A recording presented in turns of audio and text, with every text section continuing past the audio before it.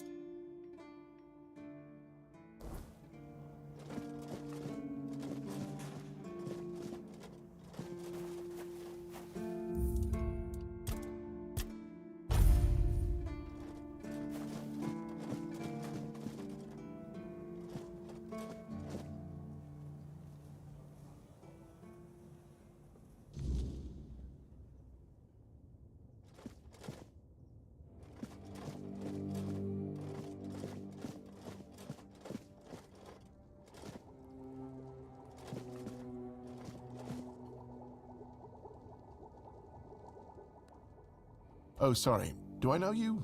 I'm terrible with faces. Either way, glad to make your acquaintance.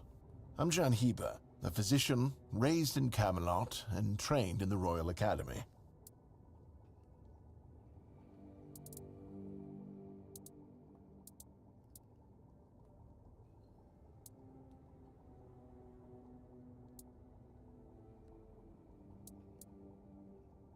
Is some local witchcraft I've been trying to make sense of. I guess I'll find out when I try it. Experience is the best teacher. Don't worry, I'm not testing anything on the others. Graham the Mad, physician, used to say that a real doctor would never give his patient something he hadn't tried on himself first. A wise approach, which I follow myself.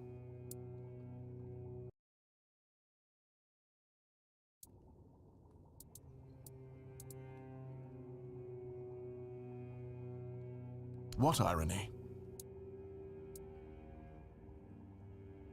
The pursuit of knowledge is always dangerous. That's why it's reserved for only the bravest of the brave. It takes true guts to face the unknown, to realize just how little you know.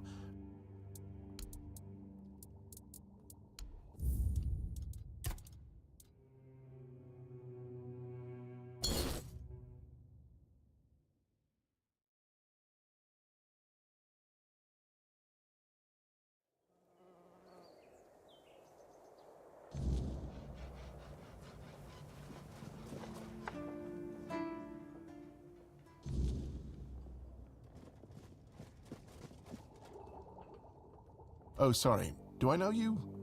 I'm Jan Heber. Is some local experience is the best. Graham the Mad, a great Camelotian physician, used to say that a real doctor would never give his patient something he hadn't tried on himself first. A wise approach. What irony? It takes. Oh, that was unexpected. Here, take it. What will happen, I have no idea. But please, tell me, if you live to find out.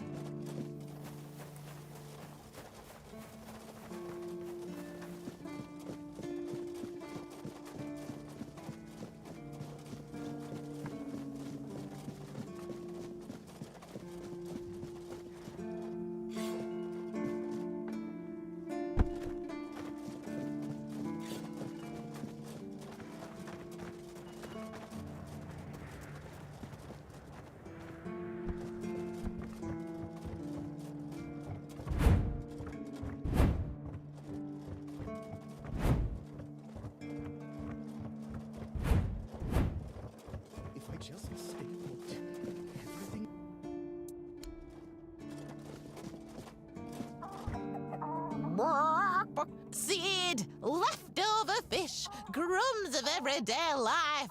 I want some good seed. I'd love some good seed. Not bad seed and fish bones bitter. Ugh, nasty. How much fish can you eat? Want good seed. Go away. Go, stupid human. Go. Why human's still here? Shoo, shoo, shoo. Oh, no! Not another... Listen, did you perhaps drink some weird concoction lately?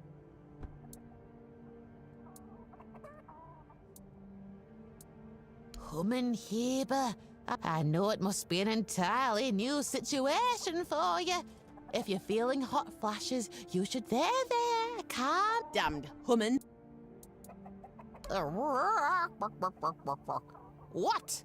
Unless I've grown 4 arms, I should still be a chicken. What's wrong with your lot? Do you always ask such stupid questions?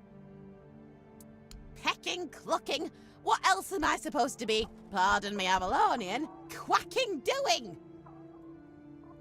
If you want an egg, don't ask me. I'm not one of those hen house... Now get lost!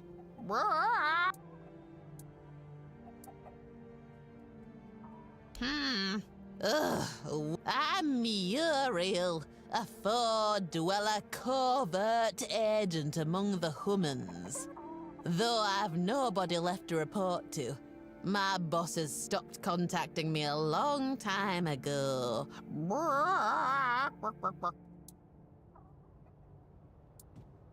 No, I've been a chicken for over 600 years. Damn, you're really dim-eyed. Observe, learn, and forward intel. Spy, basically.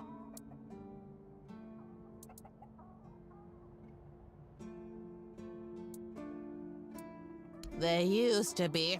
But it seems I'm the only one left. Turned out that assuming the form of a chicken was not a great fit for spying. We began to disappear, one chicken after another.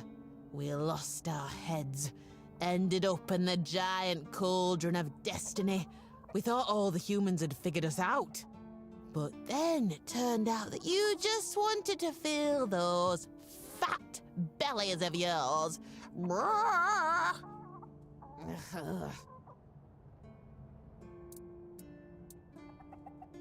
Not at first, no.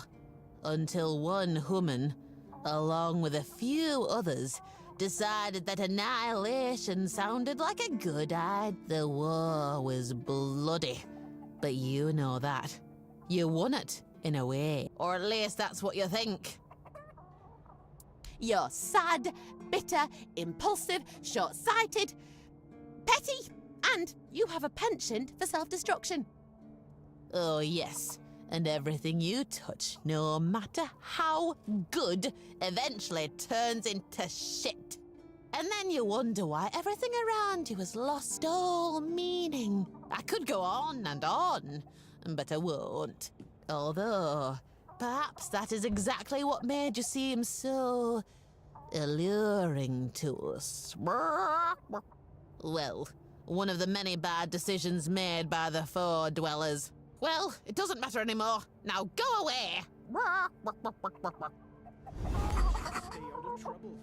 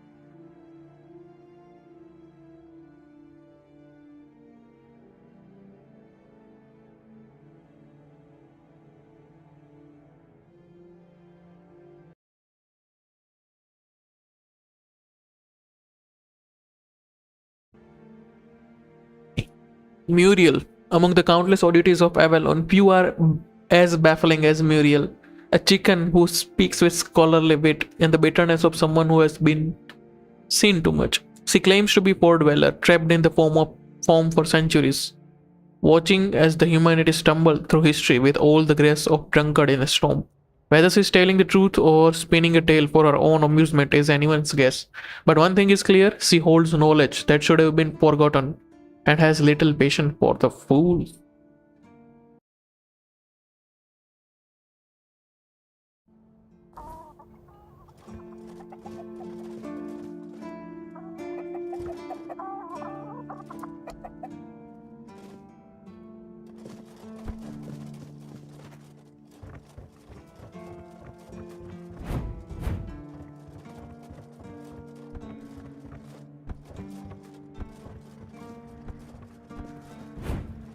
You lost, or what?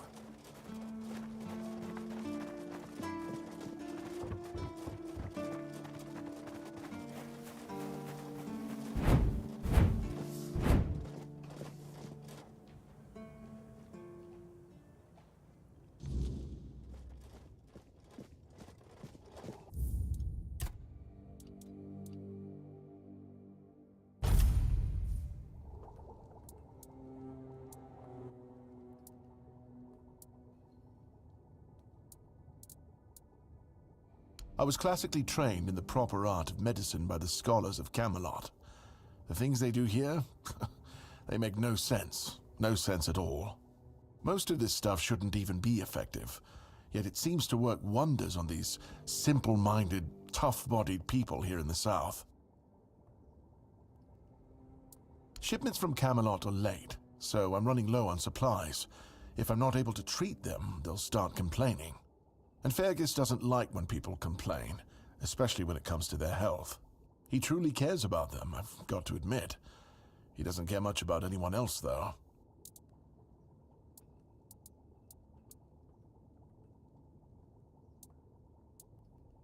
I don't dream about anything anymore, so sleep feels like a waste of precious time. Fortunately, back in Camelot, I found a mix of remedies that can keep me awake for a whole week. It was quite popular in our study group. Oh no, every physician needs his secrets. But I can sell you some if you promise not to tell any of the higher-ups. There are side effects. You won't fall asleep for a while, but the moment you do, well, you'll feel like you died and came back to life, only to die again. So you either take the next dose or endure it. I can endure it because I don't have a post to attend to. But our brave soldiers, well, that'd be risky. Well, they already trust my word, and I'll be sure to deny everything. Moreover, I'm in the position to raise my prices or to refuse to sell you medicine, whichever suits my mood. I'm honestly quite a... Healing diseases, sometimes cutting people open. Oh, and pulling out teeth seems to be a leading cause of concern for everyone around here. Me pulling teeth in the arse end of the world? My friends back in Camelot would laugh their brains out.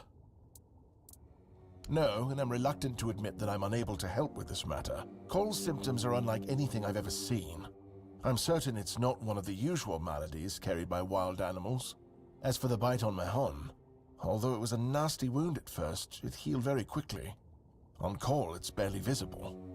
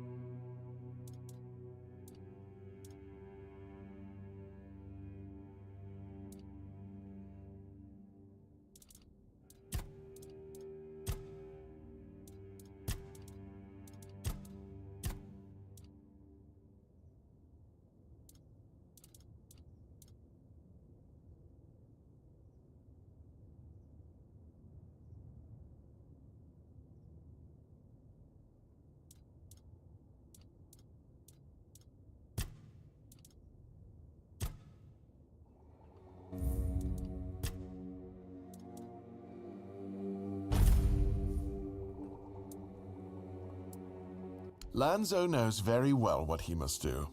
I'm sorry, but there's nothing else I can do for him. Either he removes the tooth, or it will keep hurting. Yes, his grandma's miracle medicine. I honestly don't have time for village. I had to confiscate the recipe as well, lest he tries making it himself. As if I don't...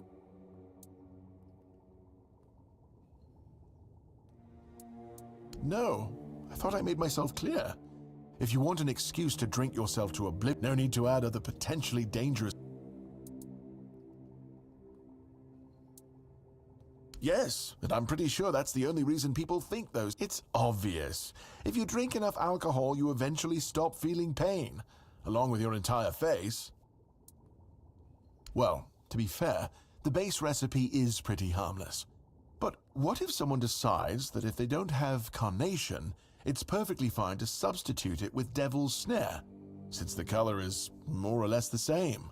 Or sage with wolfsbane, because, you know, leaves are leaves. I'm sorry, but unfortunately I know these people well enough not to trust them with something like this. What? How do you... You know what? Fine. Do whatever you want. But if it causes you to shit yourself for 3 days straight, don't come running to me.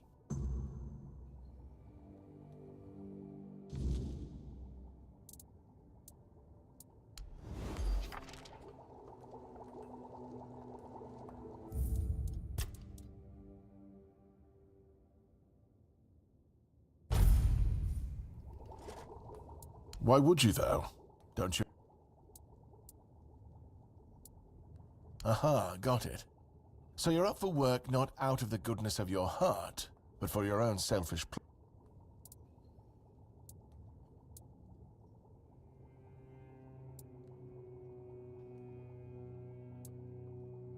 Good point.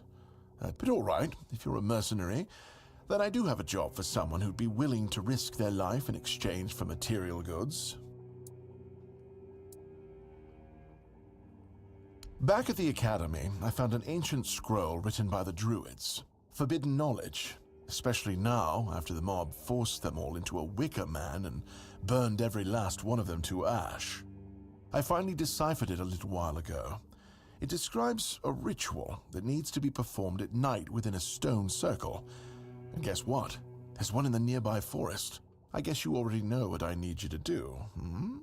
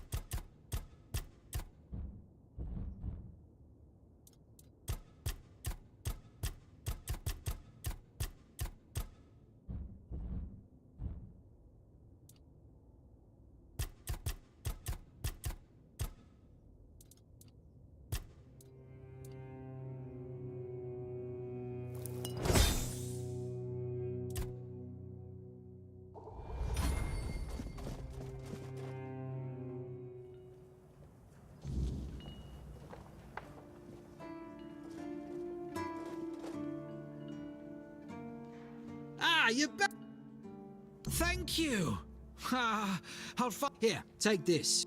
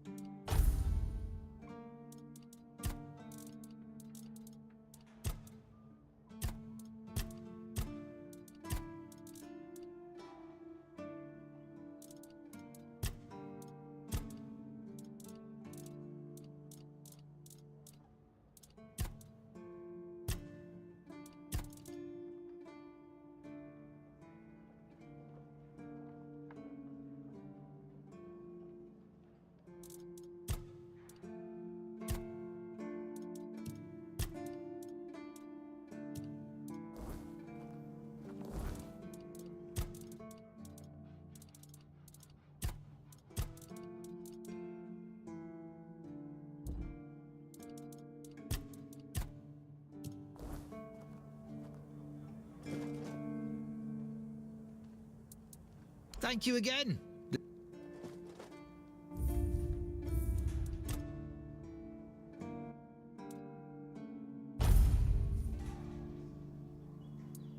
A necessary lot, if you ask me.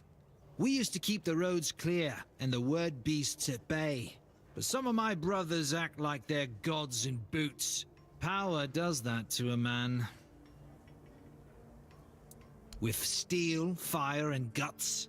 Not much else we can do. But the weirdness, it has a way of creeping past swords and walls. Can't fight what you can't see, eh?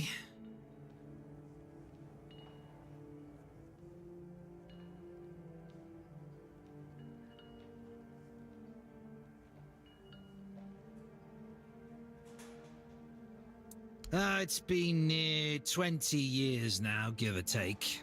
I was just a scrawny lad when I first took the oath. Back then, it was more about duty than choice. My grandmother raised me, you see, but age caught up to her as it does to us all. She needed care and coin was scarce. Joining the Keepers? It was the only way I could make sure she got what she deserved. A warm bed, proper meals, and a little peace in her last years. Every damn day, she was my anchor, you know? Taught me right from wrong, how to keep my head when the world went mad. Even now, when I'm patrolling these walls or facing some weird-touched horror, I hear her voice, clear as a bell, telling me to stand tall. I only hope she was proud of the man I became. She learned from her ma, and her ma before her. It's a tradition passed down through the family. Knowledge of the... Not that these so-called healers give... It still hurts a bit, but that's normal with teeth, innit? They always hurt a little.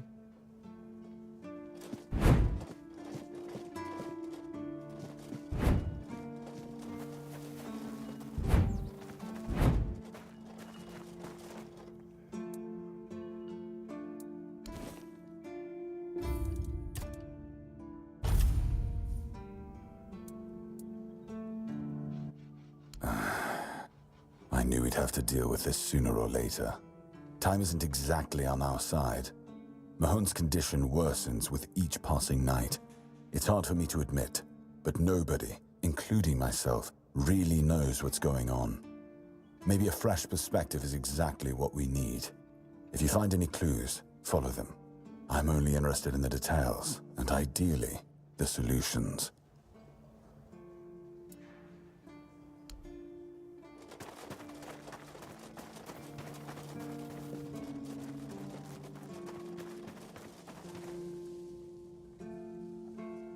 Blessings are... Certainly. Kai's blessings...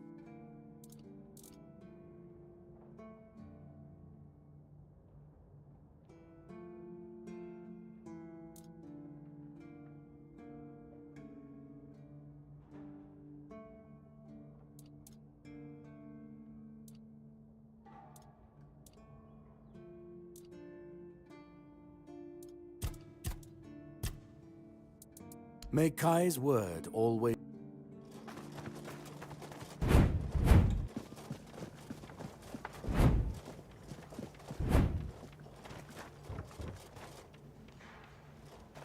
Let me guess. Camelot, no? Timberwall, also no? So you're not from the north? Ah, of course. You must be from Connacht. I should have guessed right away. So, who's in charge?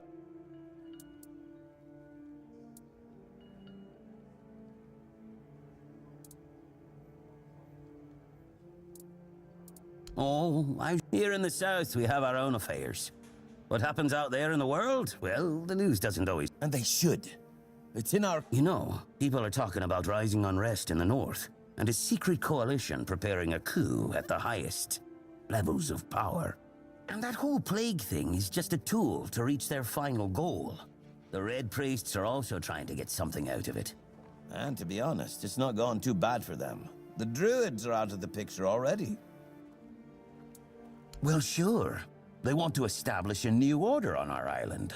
And it's not clear who's involved in the whole mess. Maybe. Maybe our captain is even involved. Hell knows. They have their people everywhere. Damn it, you could be one of them too. Although when I look at you, I don't think so. You have such a stupid face. With all due respect, of course.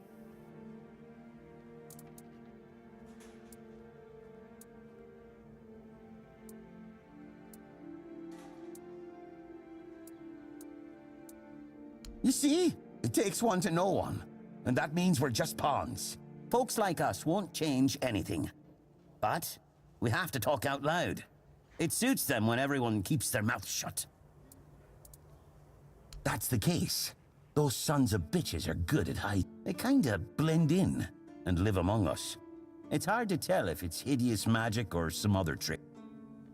Wait a minute. I'm not suggesting anything here. I'm just thinking out loud. It doesn't make sense that the plague appeared just like that. Out of bloody nowhere? Hell no. It's a high-stakes game.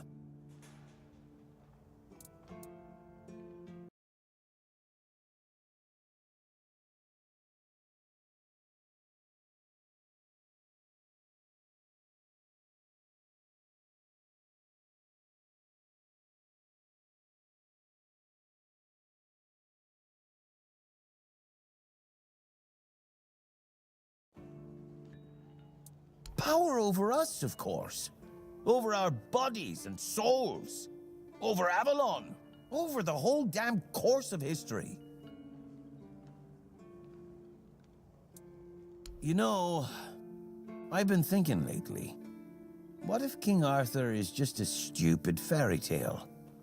What if the nobles and others involved in the whole conspiracy just made him up? And us peasants eventually just started to believe in it. You know, one story for everyone. They drilled it into our heads, and drilled until it finally stuck. And then they built statues, wrote books, and everything else.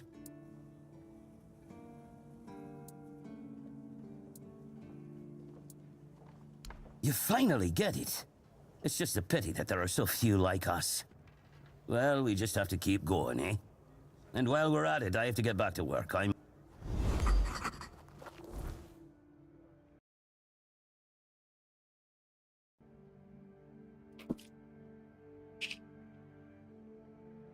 Keeper Herolf, a keeper of Horns of the South. Though how he earned the title is anyone's guess. Herolf sees threat where others see shadows, danger in every glance, and conspiracy in the most mundane of events. He trusts no one, and those who get close are met with suspicion or even worse. Some dismiss him as a fool, others stare clear, unwilling to test the limits of his paranoia. But there is one undeniable truth about men like him. When fear is the only thing guiding them, there is no telling what they might do. Keeper Herolf. Good character.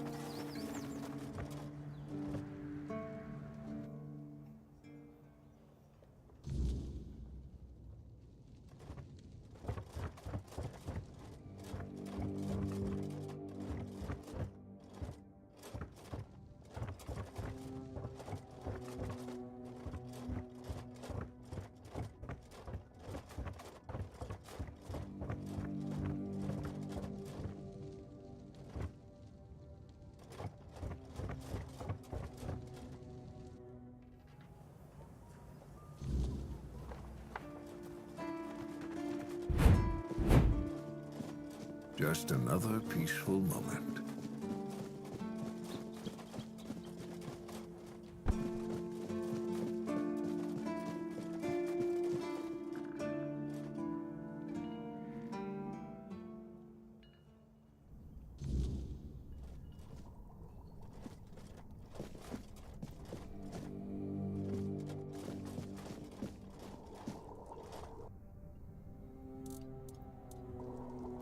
Blessings upon you. Certainly. May Kai...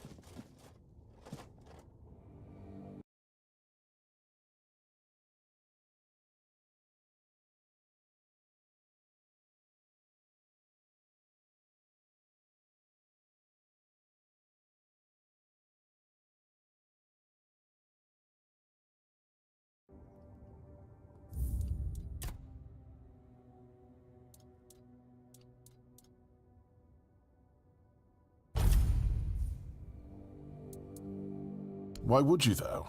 Don't you have better things to do? Well, if you're not in the mood for sharing, then I won't ask. You might have more success getting people to trust you with their personal matters if you were a little bit more...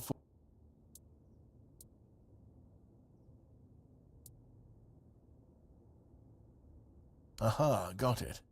So you're up for work not out of the goodness of your heart, but for your own selfish plans.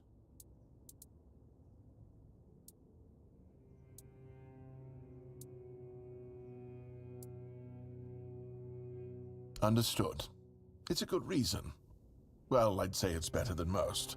But all right, if you're a mercenary, then I do have a job for someone who'd be willing to risk their life in exchange for material.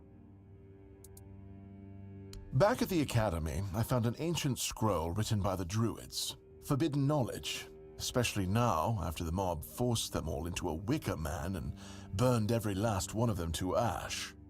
I finally deciphered it a little while ago. It describes a ritual that needs to be performed at night within a stone circle. And guess what?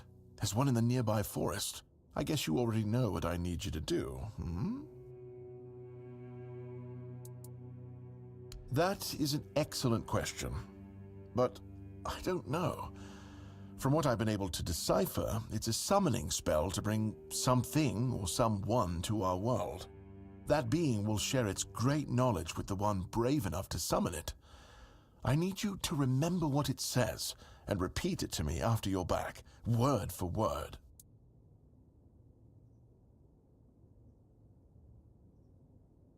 Isn't it obvious? I'm the only medic they have here at the Horns. I'd like to see Fergus's face if he hears about me going. And here I am, thinking that everyone's already heard about the Charred Conclave. Well, it wasn't the proudest moment in our history, that's for sure. You truly don't know. At some point, the villages all around the island decided that the Druids were responsible for the Red Death, and all other ailments of our times. They rounded them all up in a massive wicker man north of the Forlorn Swords, and burned them all to ashes. Hundreds of years of knowledge gone within the blink of an eye. But, well, that's what's bound to happen when you stop paying for people's education and invest in keeping the elites fed instead.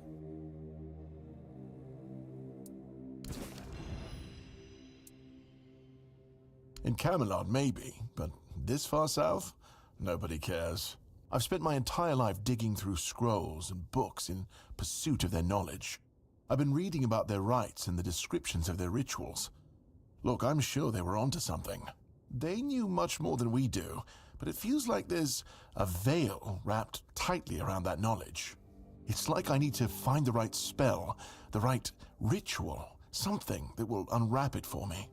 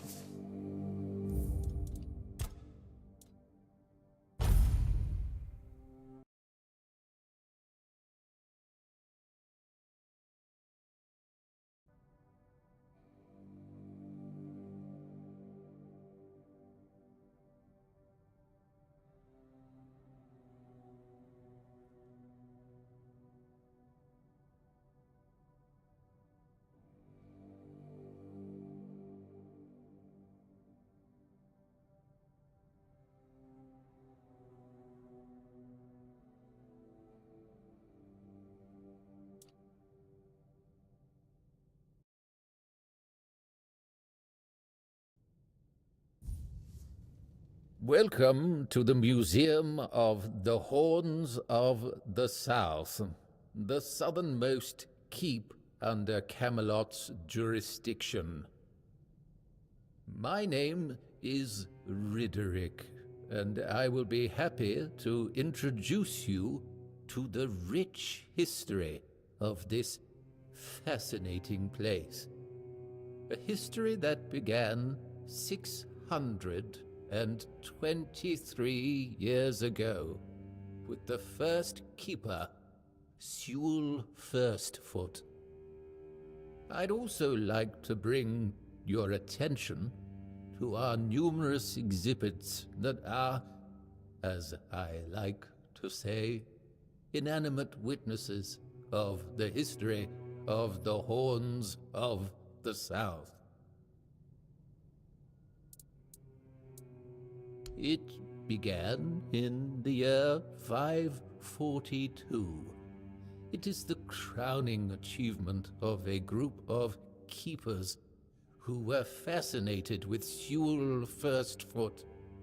It took them years of tremendous effort to finally open an institution devoted to research and education, worthy of commemorating Sewell's great legacy. The first keeper of the museum was Gladwin Flanagan, who was personally appointed by Captain Berach the Black.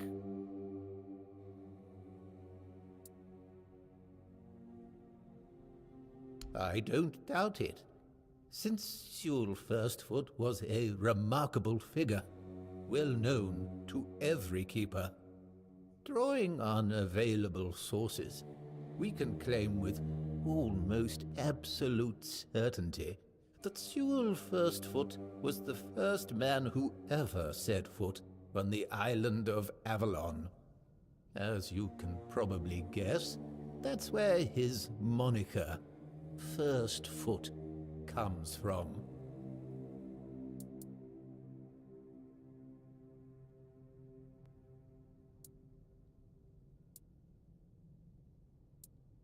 Of course not. That was just the first of his many great deeds. Sewell was an outstanding commander whose strategic mind bravery and charisma contributed to our capture of the South from the Four Dwellers. He was also the founder of the Horns of the South, so I can say with absolute conviction that if it were not for Sewell Firstfoot, we wouldn't even be standing here having this conversation. The museum holds a collection of 72 items of the so-called movable, tangible heritage.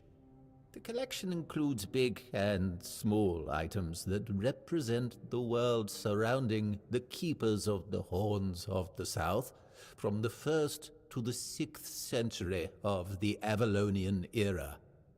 Here you will find militaria, craft tools, everyday objects, furniture, textiles, coins, religious artifacts.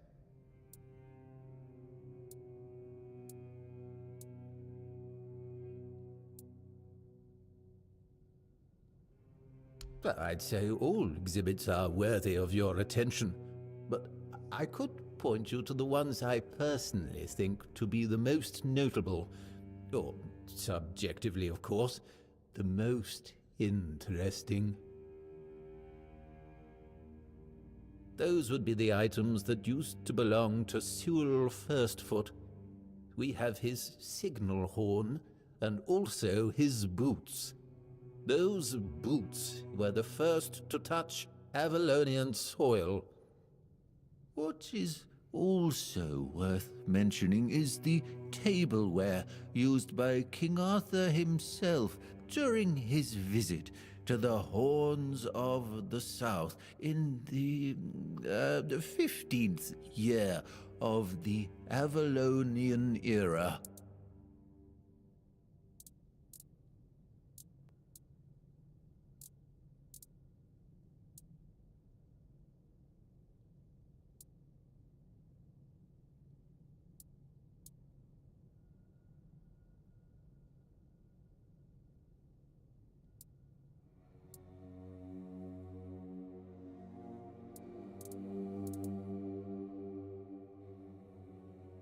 Yes, it's remarkable, isn't it? You can find them in the central display.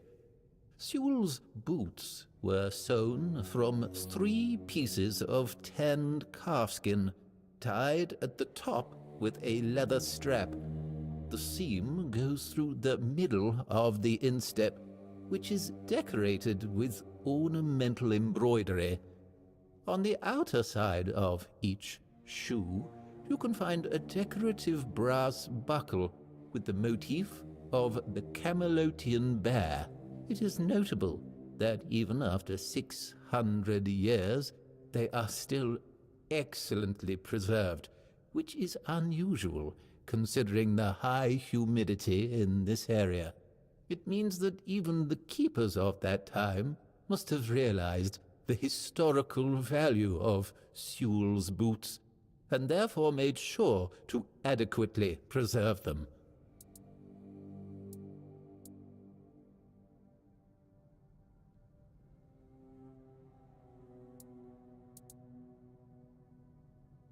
It is indeed an interesting exhibit.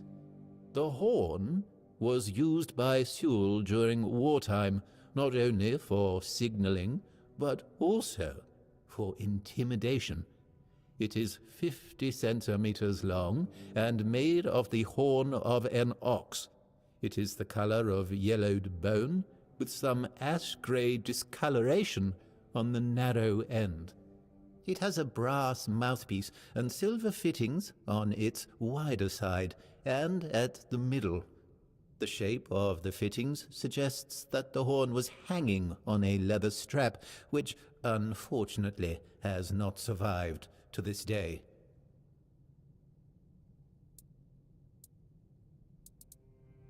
It's a memento of the visit of the legendary ruler of Avalon. Impressive, isn't it? The tableware is made of tin coated with silver. It consists of a plate, a bowl, and a chalice. The edges are decorated with the motifs of Camelot, a crown and a bear. However, those ornaments are of visibly low quality. That detail, and the fact that those are the only wares from that time that have survived to this day, leads us to conclude that this set was cast specifically for that occasion, and that it was finished by a person unfamiliar with this kind of craft, perhaps a blacksmith or an armorer.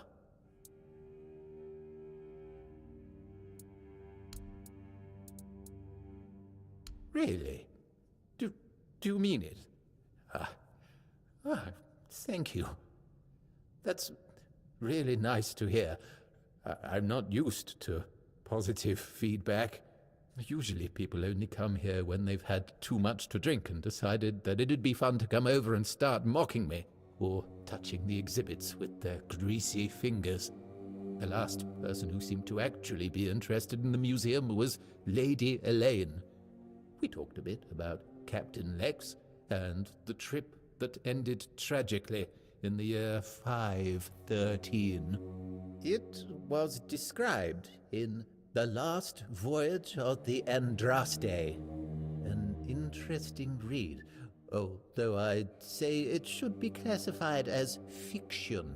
Lady Elaine thought differently. Apparently she's looking for the wreck of the Andraste. Can you believe that? Definitely.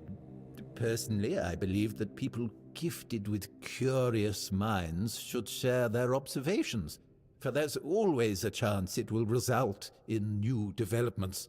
You should find Lady Elaine in the tavern, or somewhere close to it. Good luck.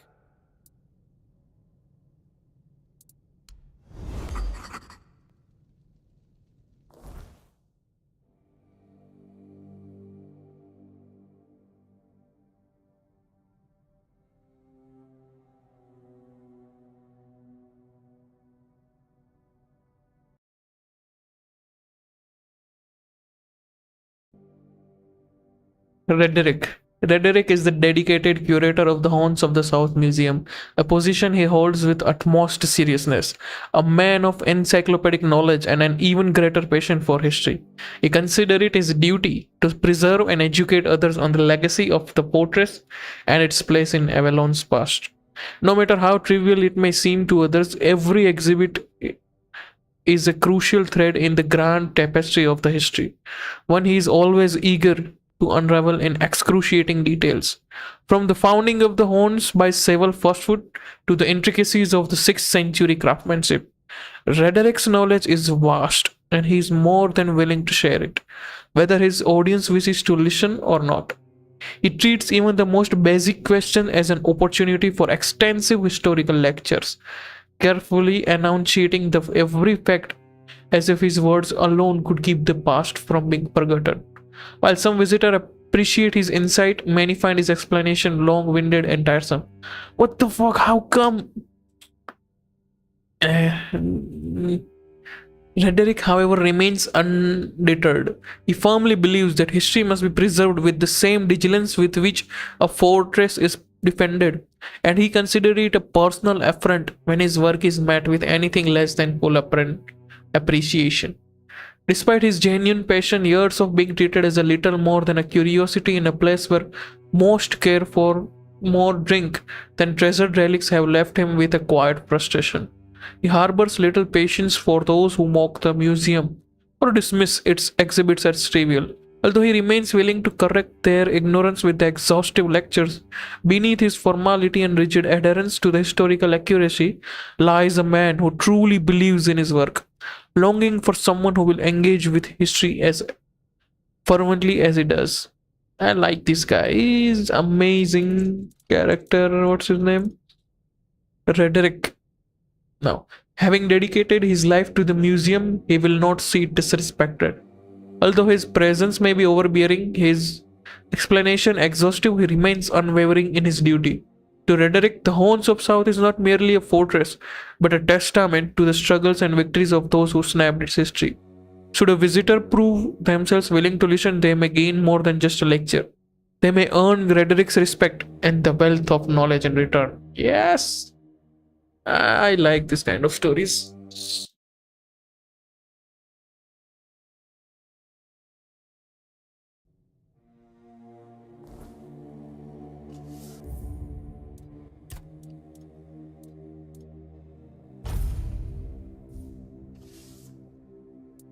I have to admit that local fauna is not one of my main areas of interest, but I do know the answer to this question, as it is rooted in the history of the Horns of the South. It used to be the case that a significant part of the daily catch was gobbled up by our troublesome coastal neighbors. So the keepers of that time found a very peculiar way to deal with the problem. Some of them, called the seagullers, scared off the coastal birds using specially constructed masks. They made them from feathers and pieces of tanned pigskin sewn together. The reason the gulls avoided these masks is unclear, but perhaps their peculiar shape reminded them of a natural predator?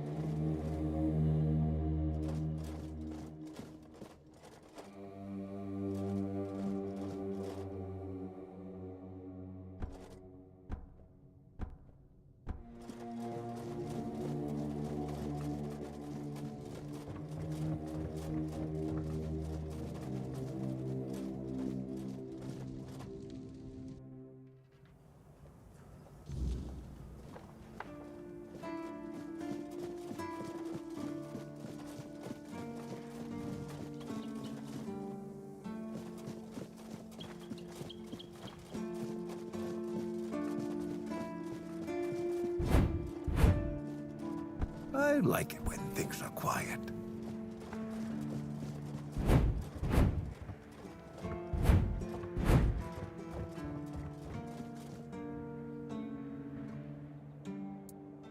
Try not to get bored.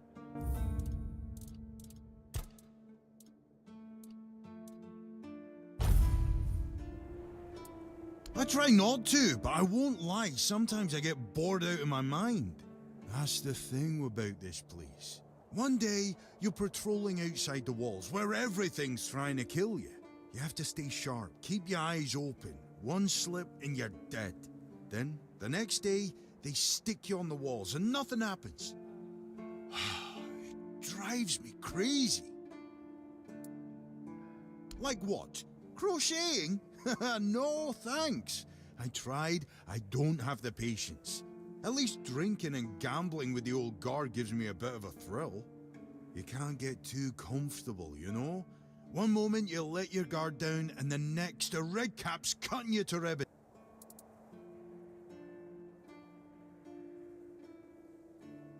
Oh, don't even get me started. Now they suddenly realize it's dangerous outside? Just because some Dalriatas showed up at the temple. It's always been dangerous. Locking us up behind the walls only proves and we will be. Because there's nothing worse than sitting around, useless, waiting for something to happen. You mean the weird stuff? It's too far. Just weird shadows skirting around the barrier. But that's all. But I hear things sometimes. One time, I could have sworn I heard the old market come back to life. If you hear something whispering, try not to get bored.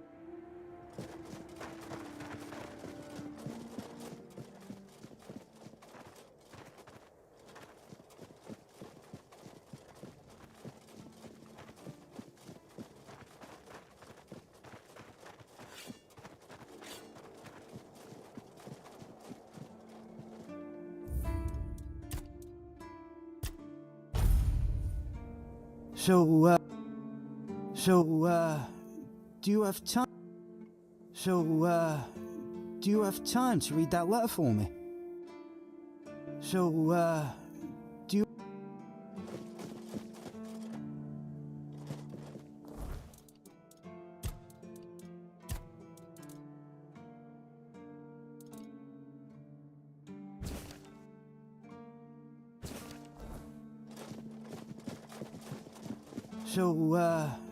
do you have time to read that letter for me?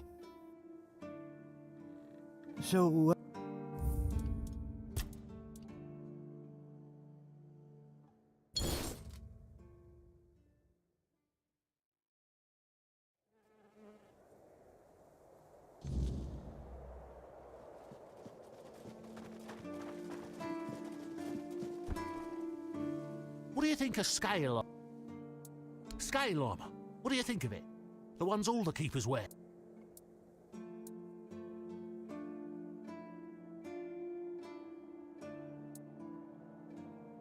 Sure, maybe it's easy to make and doesn't restrict movement, but it doesn't provide the best protection.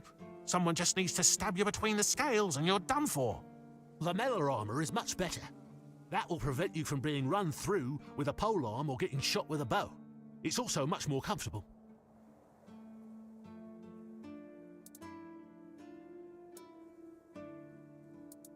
I read a lot about it. In Volume 4 of the Armourer's Almanac, Arden's Shadowblade describes the differences between various types of armour. For example, chainmail allows for a good range of movement, but it's heavy. It also provides poor protection against blunt weapons, and its production is laborious.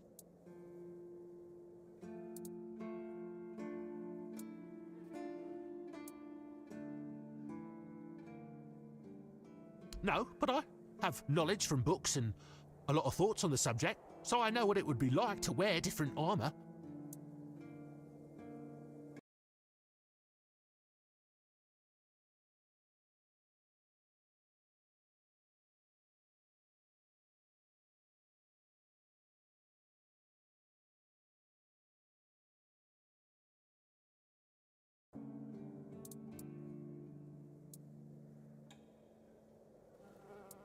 Shadowblade is a moniker.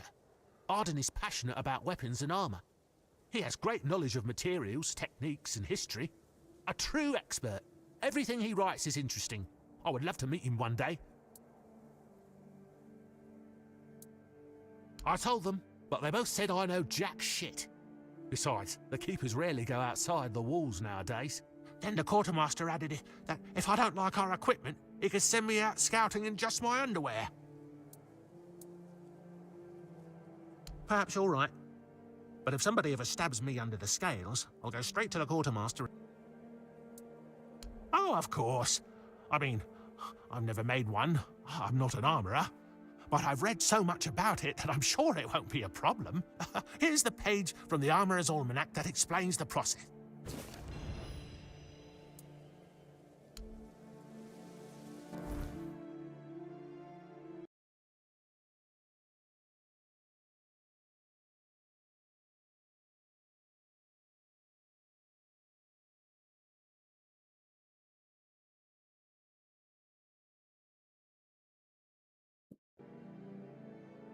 Keeper Alar, a keeper of the Horns of the South with strong opinions on armor.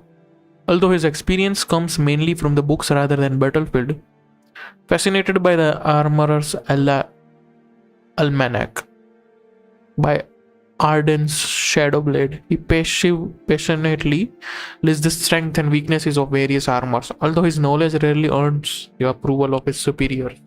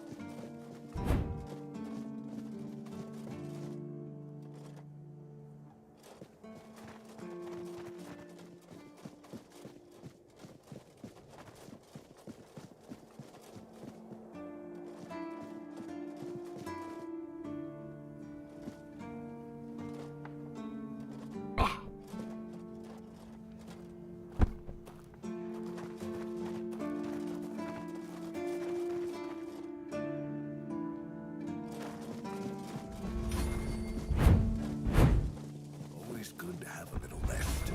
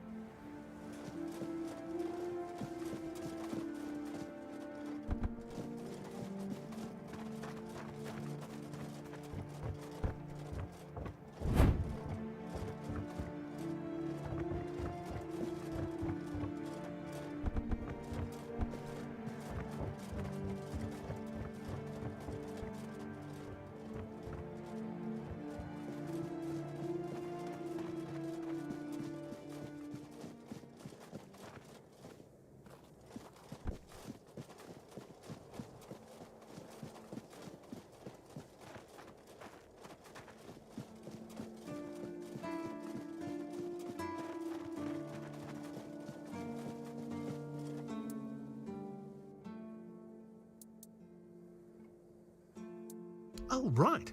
The lamellar armor from the...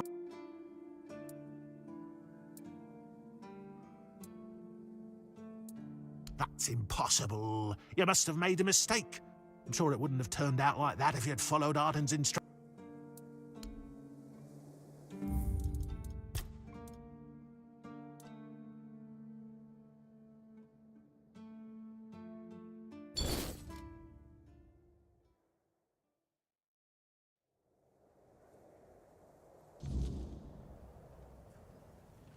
It's nice to...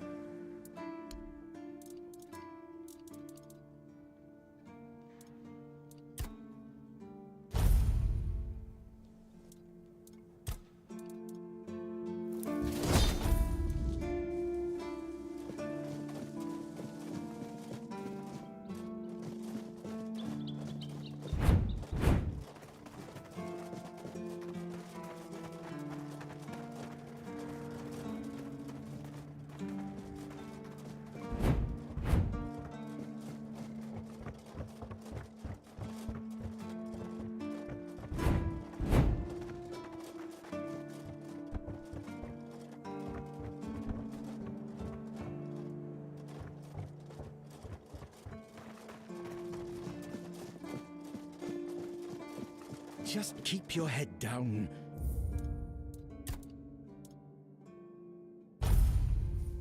There you are, finally. Do you have what I need? A mask? Ah, whatever, so...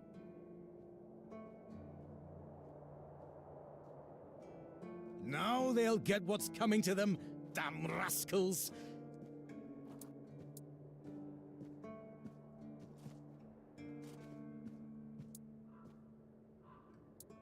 You're right. Here, take this. But don't think, even for a moment, that the struggle is over. We need more, much more. Are you ready for the next step? That's the spirit! Look, I've got the perfect seagull trap design right here. You just need to make a few and set them up in some strategic spots. We need to...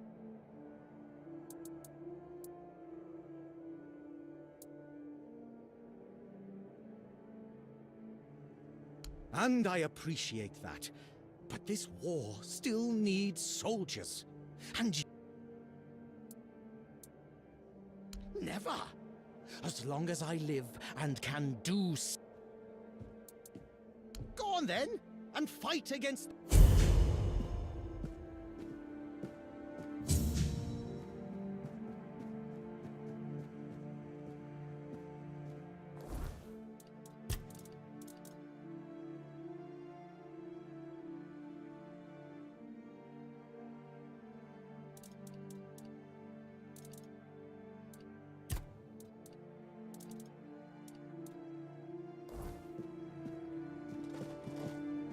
Sir...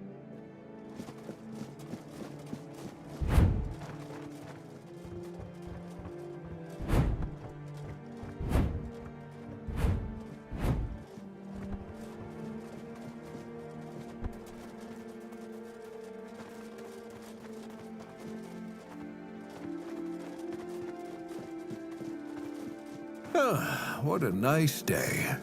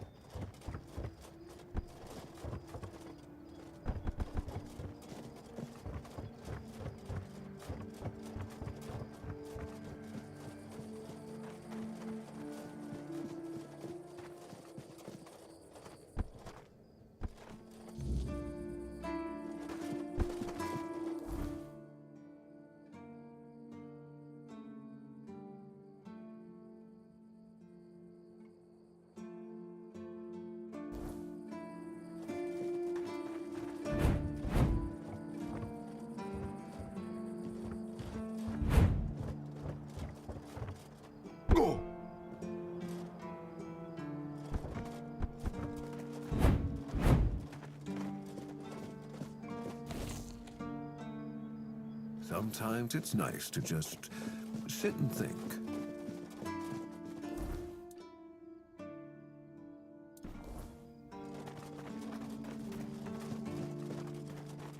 You need something?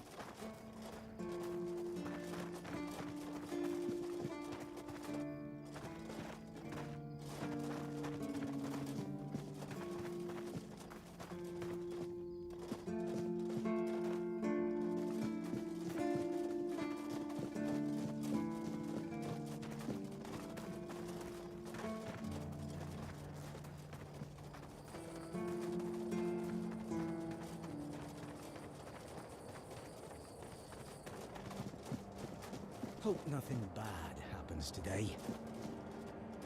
Oh, hello there. Gotta admit, though,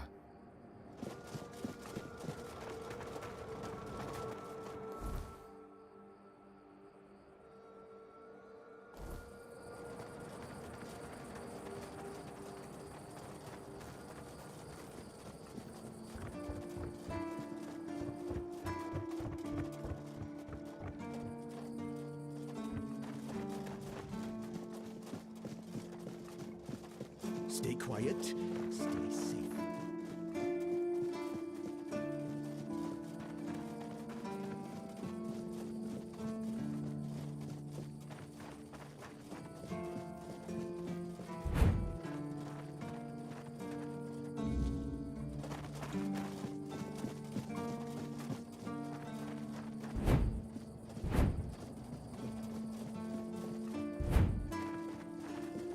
Stay quiet, stay safe.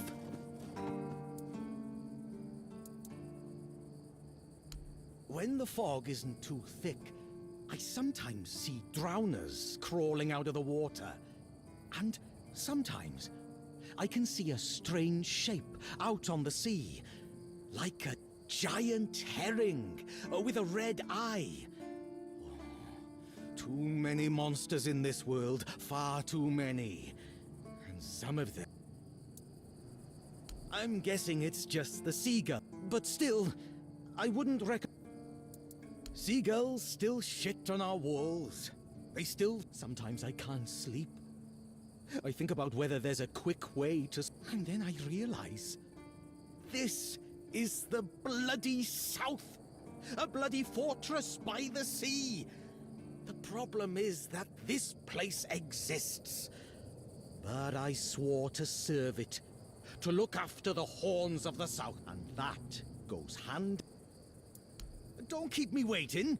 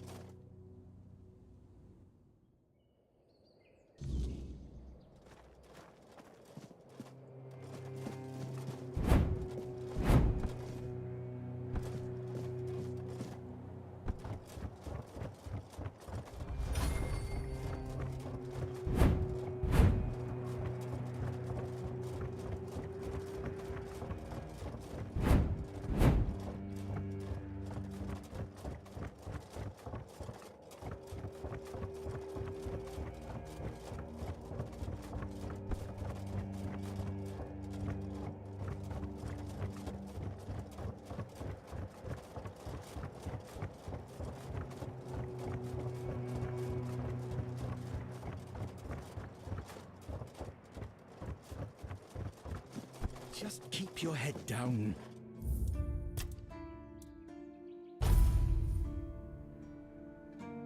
And how did my traps work? Cool.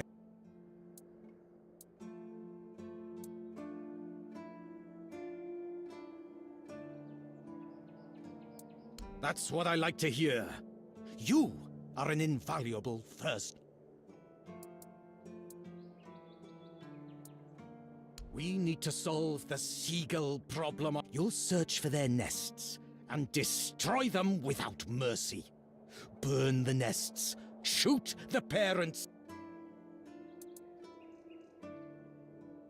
Serious times call for serious measures. I see the nests will keep coming back, but only consistency will save us. There will be less of them with time. Go. For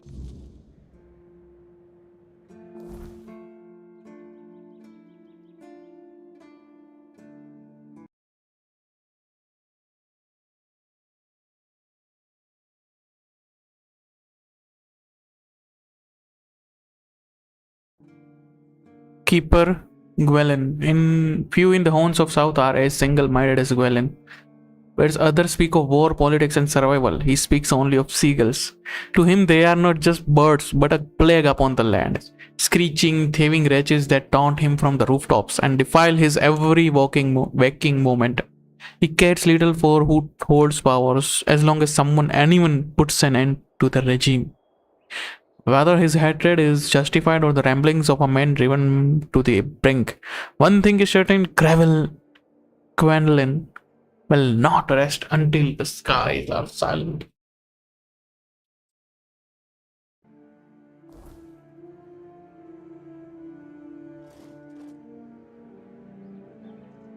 How's the hunt?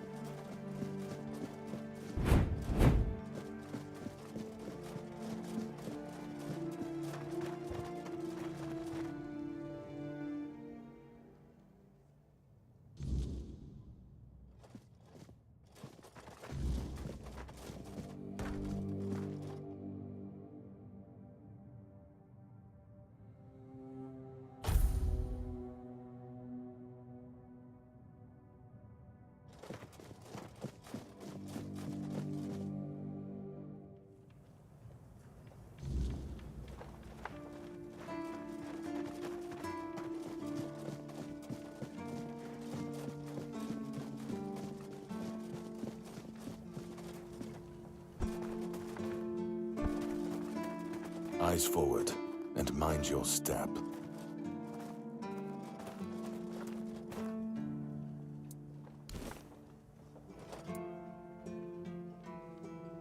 Let me guess. He's trying to rope you into his campaign against Avalonian seagulls.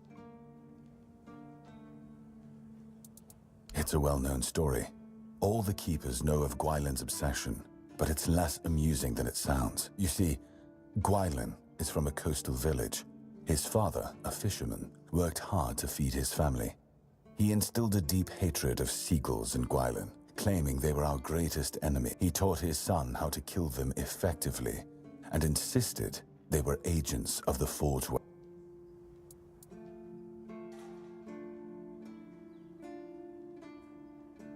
What? I'm sorry, I must have heard you wrong. What were you... Essentially, yes, but he wasn't always like this. When he joined, he just didn't like seagulls and avoided them. I gave him simple jobs away from the walls, and everyone was happy. Until one day, he asked to serve on the walls. I agreed because I thought he'd simply got used to the bird. I had no idea I would be contributing to. I spoke to him. Between his rants, I heard a confession I didn't expect. When Gwailin was only 7 years old, he saw a flock of seagulls attack his father and pluck his eyes out. Is it true? Or the ramblings of a madman? It's not for me to... Don't get me wrong. Gwailin is harmless, and he's a good soldier. But he can't be...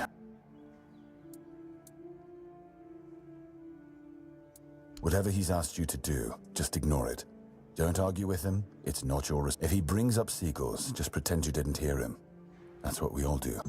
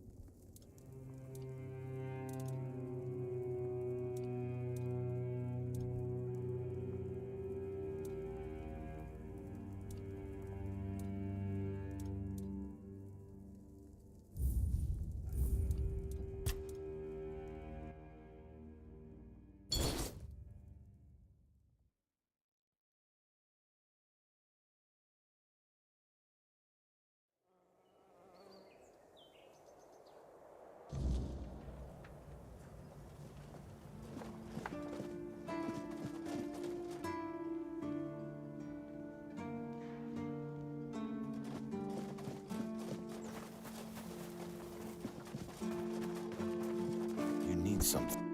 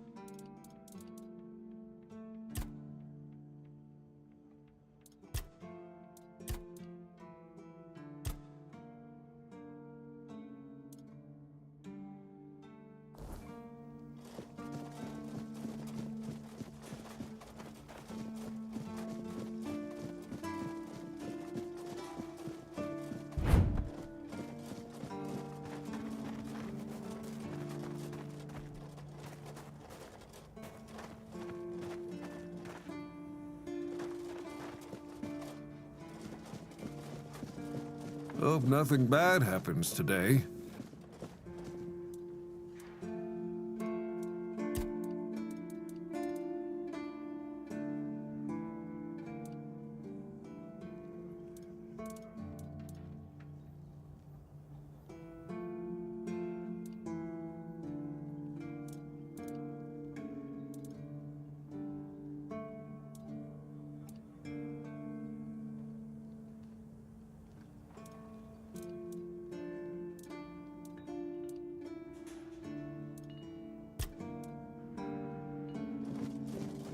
Always a pleasure to see you.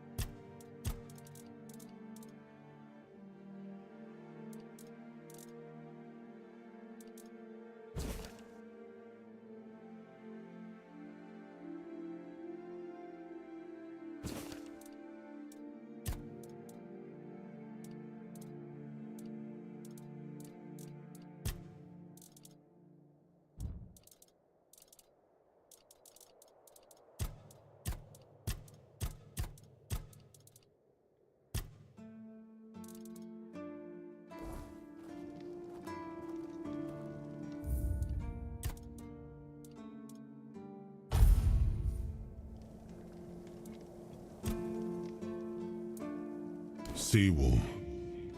He was the first to set foot on Avalon, not me. He decided that if anything were to attack us in this strange land, he would shield me and take the first blow himself.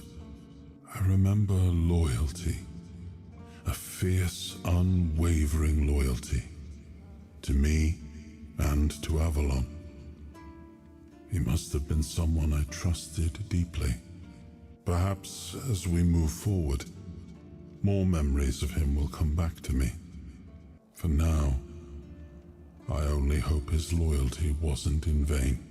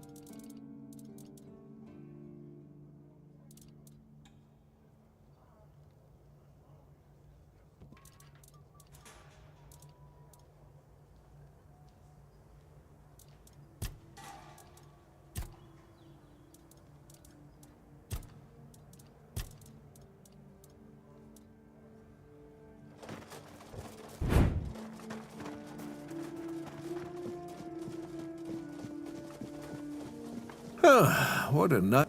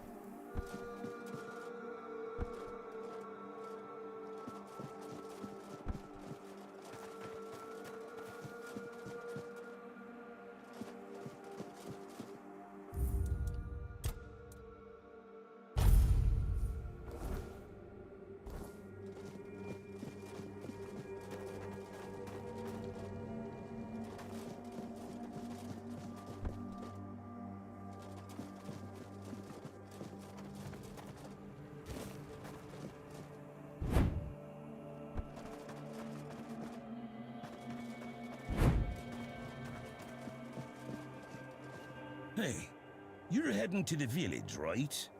Tiernan should let you in. Take this medicine to my father, will you? Goban is a loud man. You shouldn't have trouble finding him. I can't promise that talking to him will be any fun. Come to me up.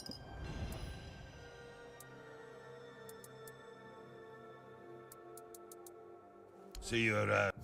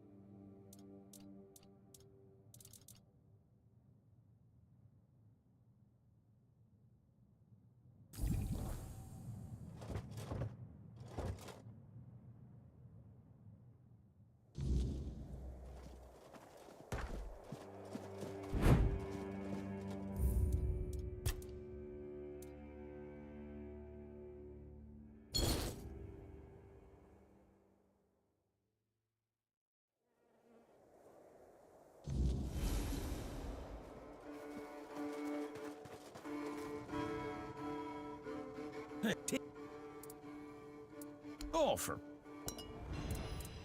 Stay out of trouble.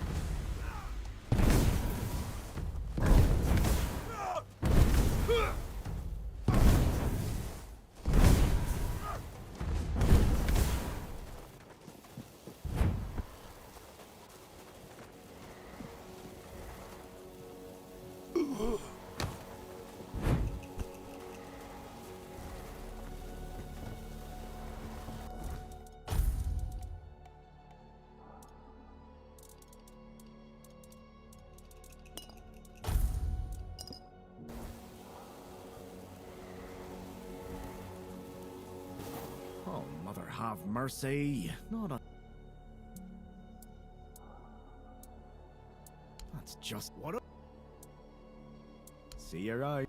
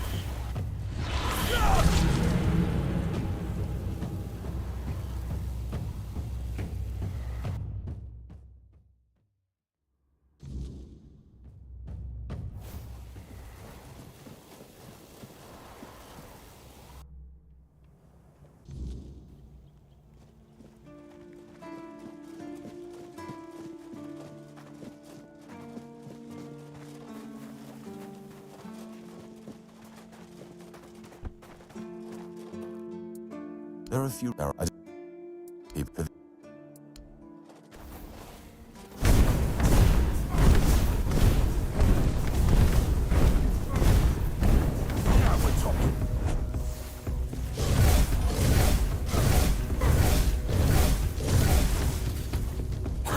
You'll pay for that.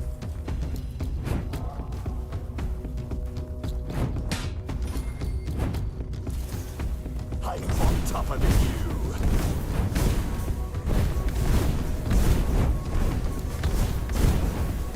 I'm on top of you.